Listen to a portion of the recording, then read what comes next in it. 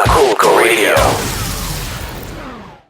Well, the time has come and we have a super duper star here in Olasati. What I promise, I do.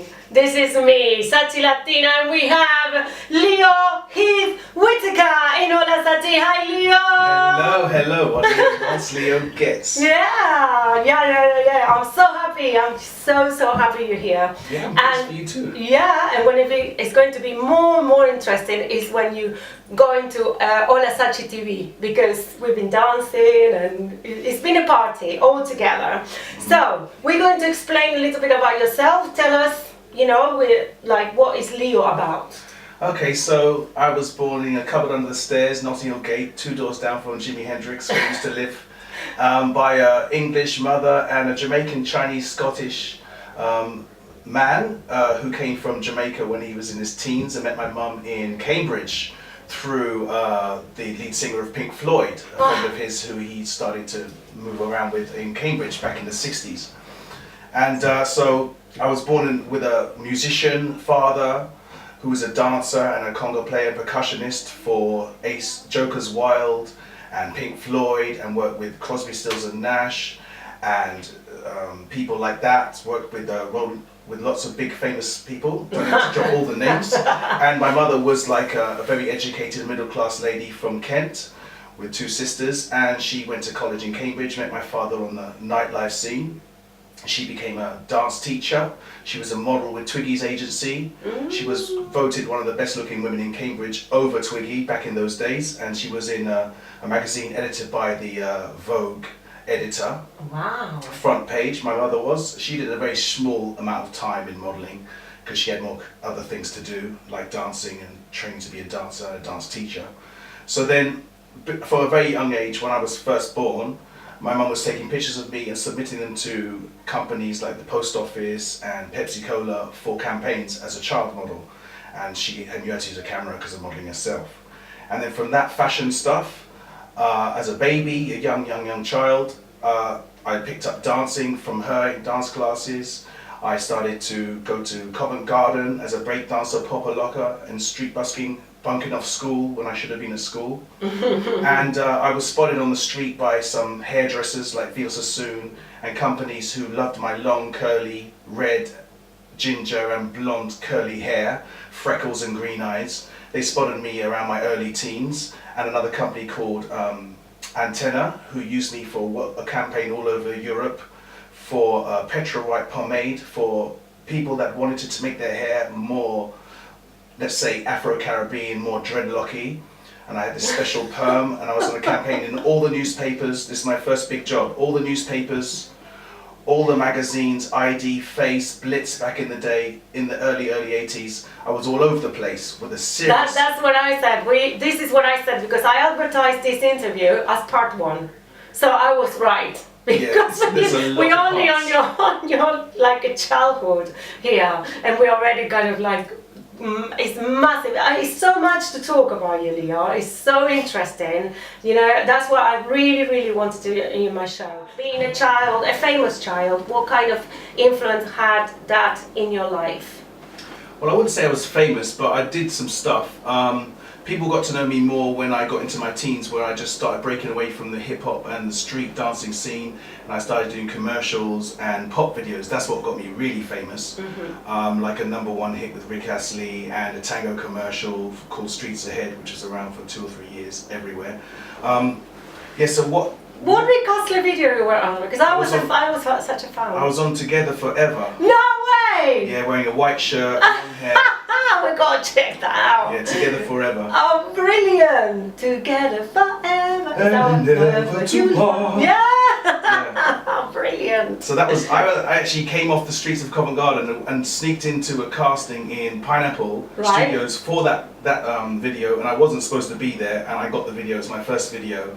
It was like £300, which was big money back in the 80s, and I got famous all over England for that. And also a lot of people took fun of me because I was a street kid breakdancing, and they didn't think it was cool, but yeah, that was something that really made an impact for me in my career. And then, what's your life like after that? you know, because you weren't a normal child, you just jump into that, and obviously, you know, you must have been tutor at school or you know, different kind of background to a normal kid. Will you say they affected your forward in life, like? Well, I'd say having a musician father and a dancer model. That mother, already set you up in a different. I already was brought up different. I was already different. My mum gave up men when I was 9 years old, so then my father was out the picture anyway, and she was into other things, more spiritual things, and being a therapist and being a masseuse and going into. She was more a spiritual, free spirit, 60s sort of free love kind of a person. So I was never normal. Like you put it, at the beginning of my life was really diverse. Whatever normal is, isn't it? Yeah, hanging around with Jimi Hendrix and rock stars when you're born, and then moving to Morocco when I was 9 years old, and living in Morocco for a year, traveling with marijuana smugglers, Dutch in a Volkswagen Beetle through Morocco for a year of my life. That's not normal. No. My life was never normal. My mother has definitely never been normal. She was eccentric. But the influence of being the model, obviously I got into a social scene like Café de Paris at 13, dancing in clubs, hanging around with superstars, being around creative people all the time and never normal people with office jobs. So it was really crazy, and I became more crazy with the success I had. My ego became enormous as a teen because with no father around I was always a bit confused and lost, because they fell apart and they split up, and so I already was kind of a bit confused. So I was influenced by stars and club owners and dancers and models and musicians, and those kind of people were eccentric, so it just made me worse. More creative, more out there, but louder and larger than life. Right, so if you have to go back in time, will you do it all over again the same, or you regret something? Would you change anything? The only thing I'd change would be what I did with my money when I made big money as a teen. Because what I did with my money was wasted. I should have bought properties, I should have invested, I should have got a pension plan, those sort of things, where I've traveled more with my money and spent it like a rock star, hanging around with them, trying to be like them instead of investing. Because money then in the 80s, you thought you could conquer the world, and my mother brought me up to believe I can do anything I put my mind to. So then, when I thought I could conquer the world, in 90s and 2000s, I realized with the government and the way politics has changed that you can't conquer the world, and you're not going to make money for the rest of your life because of the double recessions we've been having, and obviously government's changing, and it's not so easy for an entrepreneur as it was in the 80s. In the 80s, I got record deals as quick as I got model contracts.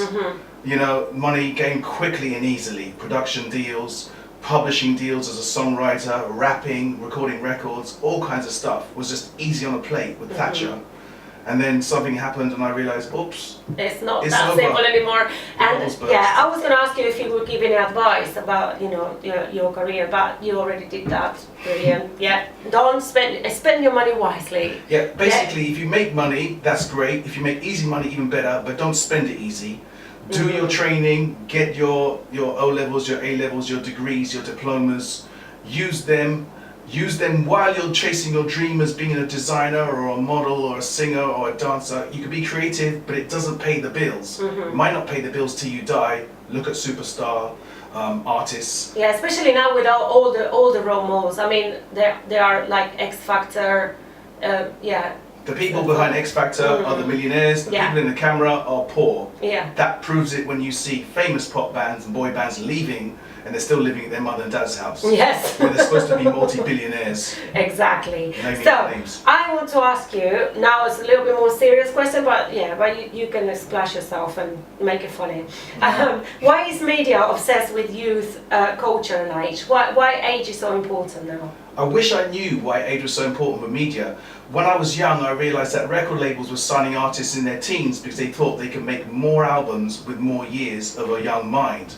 But the problem you're going to have with that is that the young mind is influenced by the past. So maybe the people who are older like me have an organic, original idea, but I won't be noticed because in my 40s, I'm not going to have another 40 years recording, for instance, or singing and performing live. Well, Rolling Stones has an influence that it can be done, but they're signing people, young models, to have a very short shelf life, and they're obsessed with this youth culture because I guess everybody wants to be young. or Peter Pan. I'm one of them, but I just don't look old. I am Peter Pan. So the culture of youth is ruining a lot of businesses. If you think that age is the only important thing about being a model, you're wrong, because if you look at my section, the classics and the 30s, we're all in our 40s and we're looking better than the 20-year-olds. Yeah. The 20-year-olds have a certain body shape, which is good for clothes, and maybe a young person, a teenager, will go do radio early morning, sleep less, dance harder, perform harder, and basically when you're young, you do what you're told. You're more liable to do what you're told when you're young by the media than when you're my age and you know what you're talking about and you're like, you want me to dance like a monkey? Pay me. Yes, well, is it zombified, isn't it? Like a zombie. It's kind of like manipulation. The reason why youth culture is so important because the people behind the camera don't look great. They put some young person in front, they tell them what to do, they do it, they give them peanuts, and then they go home with a bank full of cash. That's my cynical idea of why youth culture is so important, because you can manipulate the young people, but you can't manipulate the old people. Exactly. Well, yeah, you get wiser, and of course you want to get paid. It's fair enough. And what is the biggest influence in fashion for you? To me, the biggest influence in fashion and media itself is hip hop. Really? Basically, I believe that hip hop and that youth culture has gone through maybe 40 to 50 years. It's been an influence on media. Well, it's been taken from the big designers, Stella McCartney, for example, for Adidas. I think she has a massive influence on hip hop. I think that every single sport company, every single fashion designer, and every single person who's young or old has been influenced by hip hop, with the art, with the music, with graffiti, with street style, with the music itself, what it portrays, from Blondie to Jay-Z now. It's hip hop. Hip hop for colors, for matching, for baggy trousers, and hip hop's also influenced the jail scene and the criminals. It's influenced everybody to the body shape of Kim Kardashian, etc., etc.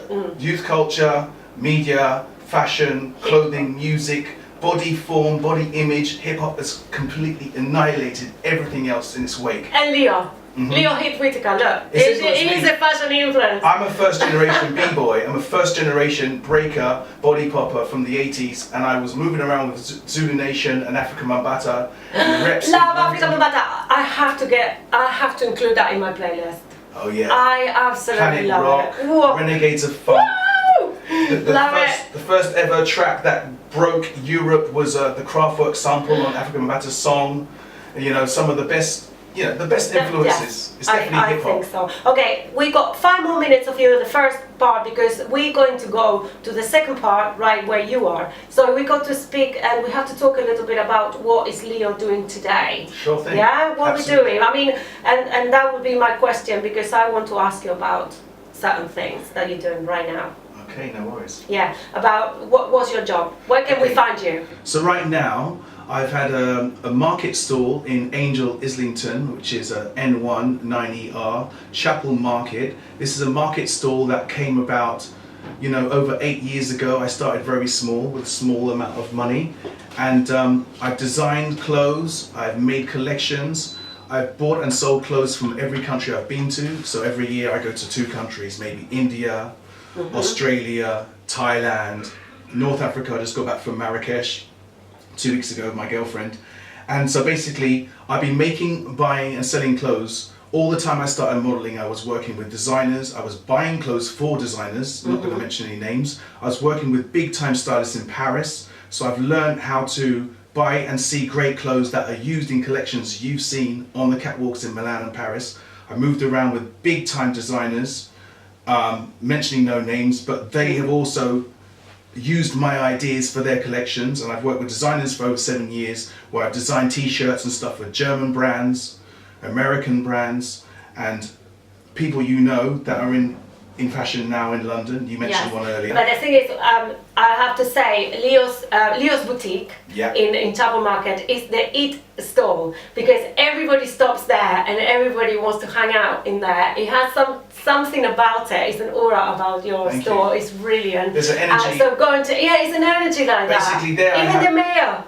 Got in there. Oh yeah, Boris bought a sheepskin from me a couple of years ago, and he even held my banner for a photograph on Facebook. You can check that out online. It's there. It's wicked. There's actors, there's models, a lot of and pop stars. Even Iggy Azalea wore one of my outfits in Time Out a couple of years Your ago. onesies are wicked. I've got onesies I designed. I've got stuff in my store that you can't get anywhere in the world. Vintage clothing, second-hand clothing, new clothing, eclectic handmade stuff and designer stuff by young designers in London. They put stuff with me. I sell it cheap because I get it cheap. And everyone knows that my stall is the only stall that's going to have a mix of stuff, original stuff that make you look different from anybody else in the world. Yeah, and they get to see you because you are there. You haven't hired anyone. No. You're the man and the face and the body in that store. It's a one-man show. It's amazing. I play music, I sing and dance on the street.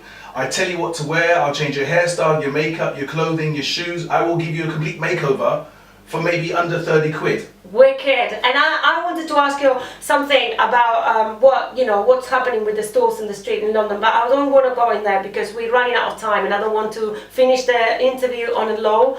So I want to ask you about, because you just signed a massive contract. We can't speak about that, but you can say that it's a German company. It's a worldwide it's a German company with a French name, and they basically booked me because I've got a ginger beard, freckles and green eyes, and I'm very different. I'm not perfect in some people's eyes, but in my world I am perfect. Basically the idea of this campaign is a little bit retro from Bennington, all colours of the rainbow in the people in the commercial, and it's coming out in the fall. It'll be worldwide, TV, cinema, billboards, in-store brochures, everywhere. And basically I'm the only model in the video, in the commercial that's 46. I'm working with 20-year-old models in their 20s. They didn't book me because of my age, they booked me because of my look. And so this just proves that, modeling does not stop in your 20s, and when I'm 50, I might do even better from this as a springboard. Absolutely. It's Everything is possible. Everything is possible.